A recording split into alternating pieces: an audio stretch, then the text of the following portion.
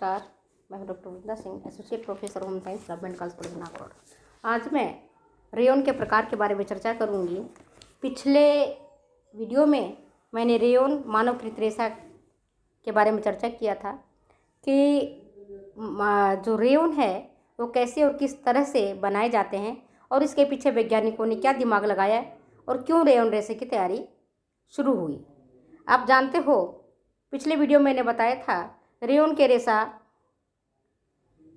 मानवकृत पहला रेशा है और रेयॉन को बनाने की विधियों के आधार पर इसको दो भागों में हम वर्गीकृत कर सकते हैं। क्लासिफिकेशन आप दो प्रकार से कर सकते हैं। पहला है पुनर्निर्मित सेलुलोज रेयॉन, माने जिसको हम रीजेनरेटेड सेलुलोज रेयॉन कहेंगे, और दूसरा है सेलुलोज एसीटेट रेयॉन। तो पुनर्निर्मित सेलुलोज रेयॉन में क्या होता है, इस विधि से जो रेयॉन के रेशे तैयार किए जाते हैं वो तीन प्रकार के होते हैं। ये मैंने पहले बार में भी आपको चर्चा किया था। पहला है नाइट्रोसेलुलोज रेयॉन, दूसरा है क्यूप्रामोनियम रेयॉन और तीसरा है विस्कोस रेयॉन। जिसमें से नाइट्रोसेलुलोज रेयॉन, क्यूप्रामोनियम रेयॉन, हालांकि मैं आपको बताऊंगी कि ये क्या चीज़ होते हैं, परंतु इनका जो उपयोग है वो कम ही वस्त्र निर्माण में किया जाता है और सर्वाधिक उपयोग किया जाता है विस्कोस रेयॉन का। तो नाइट्रोसेलुलोज विधि द्वारा जो निर्मित रेयॉन है, तो इस विधि द्वारा सर्वप्रथम, पहले मैंने आपको पहले भी बताया था, पहली वीडियो में आपने अगर ध्यान से सुना होगा, तो सबसे पहले फ्रांस के एक वैज्ञानिक थे काउंट हिलेरी डी चार्डोनेट, जिन्होंने सन 1984 ईस्वी में रेयॉन का आविष्कार किया था। इसीलिए उन्हें रेयॉन का पिता कहा जाता है, फादर ऑफ रेयॉन कहते हैं। परंतु आजकल इस विधि द्वारा रेयॉन का निर्माण नहीं किया जाता है क्योंकि यह विधि अत्यंत ही महंगी है और ज़्यादा महंगा होने के कारण इसका उपयोग नहीं किया जाता है। इस विधि में सबसे पहले रुई की जो पट्टियाँ होती हैं या जो कॉटन लिंटर्स होते हैं, जो लुगदी होता है, उनको पहले हम नाइट्रिक एसिड में और सल्फ्यूरिक एसिड से प्रतिक्रिया कराते हैं, HNO3 और H2SO4 से प्रतिक्रिया कराते हैं।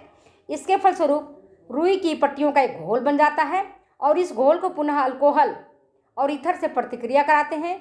इसके फलस्वरूप एक गाढ़ा घोल तैयार हो जाता है जिसे हम कोलॉइडल घोल कहते हैं।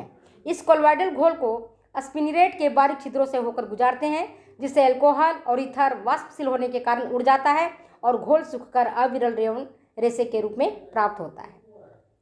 तो सबसे पहले तीन बिंदु आपको ध्यान रखना पड़ेगा। सबसे पहले कपास की पट्टी लीजिए, यह कपास का लिंटर्स लेते हैं, जो छोटे छोटे टुकड़े होते हैं, जो व्यर्थ होते हैं, बेकार होते हैं, उनको लेते हैं और उसको सल्फ्यूरिक अम्ल में, जिसको हम H2SO4 कहते हैं, और HNO3 नाइट्रिक अम्ल।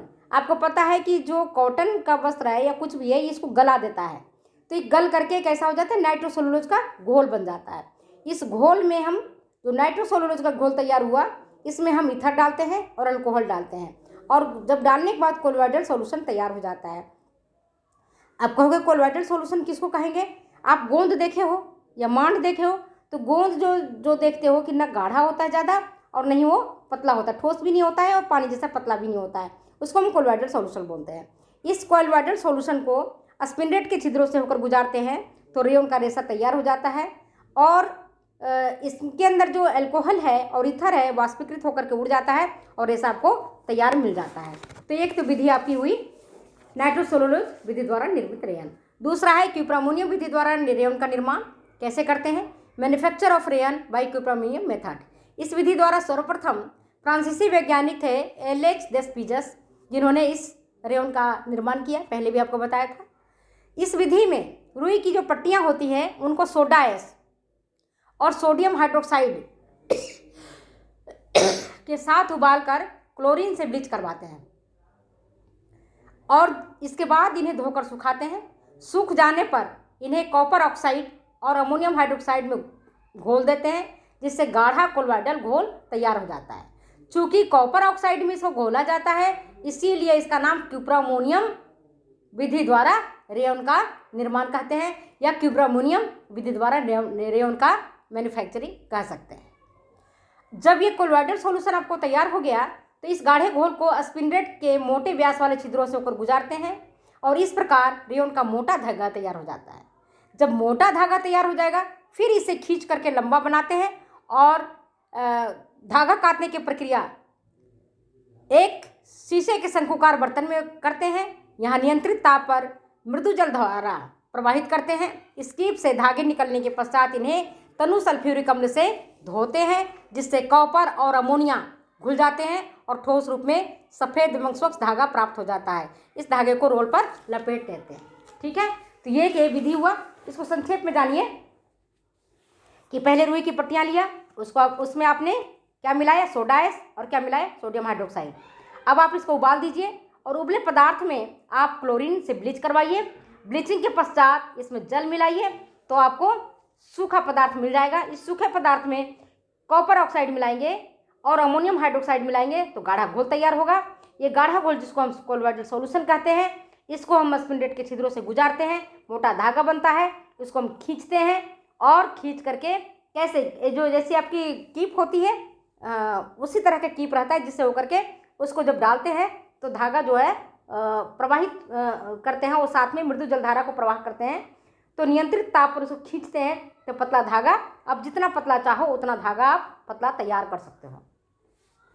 इससे आपका रेयॉन का सफ़ेद धागा तैयार हो जाता है।